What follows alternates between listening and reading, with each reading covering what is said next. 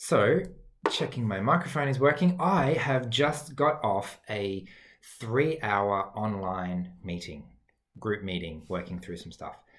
Now, that sounds kind of difficult, but I'm actually today want to share a couple of tips that you can use to make online meetings really a lot easier, and in some ways even easier and more flexible than an in-person meeting.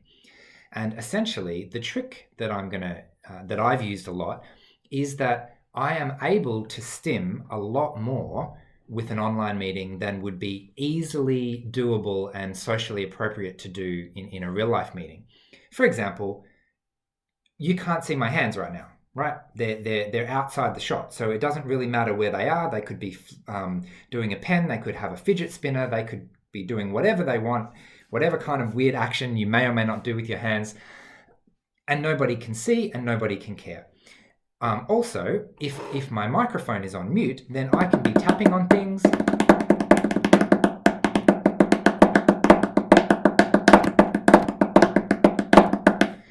Nobody cares. You just need to make sure that your microphone is on mute. I can get up and stand around and walk around. I can turn off my video.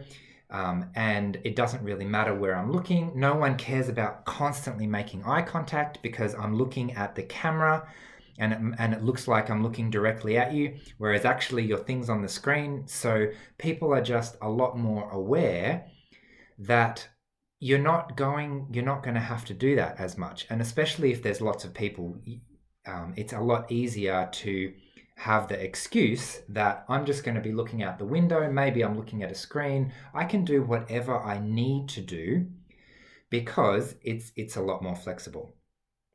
The only thing is, though, you need to make sure that you're pretty turned on when it comes to am I actually recording at the moment or am I actually on mute? Because if you're not on mute, then you could end up like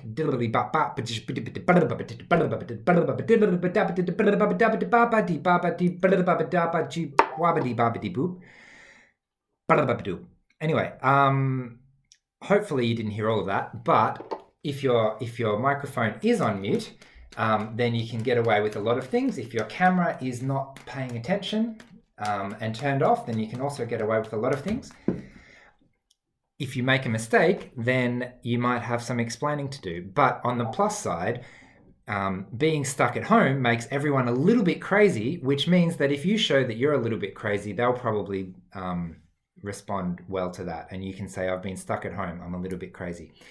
Interestingly, it's actually easier to ask for accommodations than it would be in an in-person meeting. So normally in a long in-person meeting, I would tell people that I need to walk around, right? I'm not going to sit down and listen for hours on end.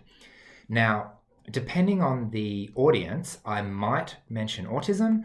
I might say something like it helps me to pay attention, it helps me to concentrate, it helps me to listen. Or I could just get up and stretch and say, oh, I've been sitting down a lot. My back gets sore if I sit down for too long. So I'm just going to stand behind my chair if that's okay with everyone.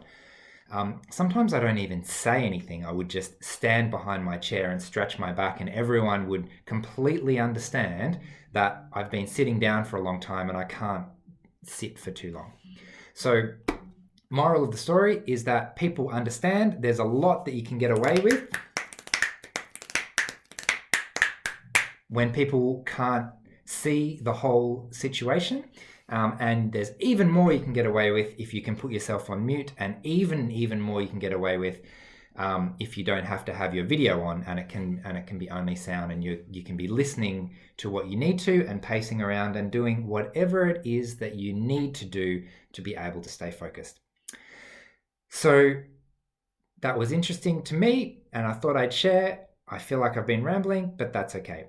I'll see you next time. Bye.